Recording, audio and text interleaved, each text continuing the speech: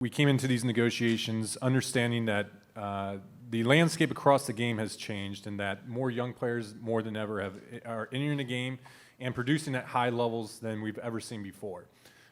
We as players wanted to address that and obviously raise their level of compensation up relative to league revenues so that better reflected that compensation level. And so as we navigated through the process, we still feel there's dollars to be allocated towards them that would fairly compensate their contributions on the field more so than what's on the table at this point. And as players, we recognize that and continue to fight for those guys, that it's not about Andrew or me in the free agent level, that it's us as the free agents looking backwards and realizing that we need to allocate more of those resources to them. And talking to all the guys over here and understanding that we were fighting together as one, we all understood the problems that were within the game that needed to be corrected.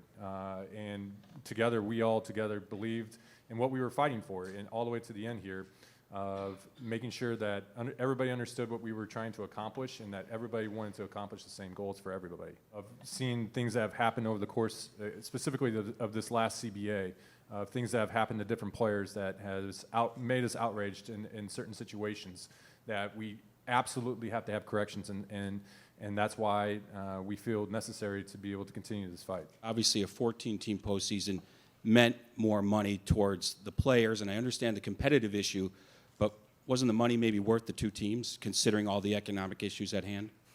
Well, it really became down to a format issue. In a 14-team playoff structure, we felt like competition could be eroded in that scenario, and we had specific examples of different players who spoke up that highlighted that specifically for that reason.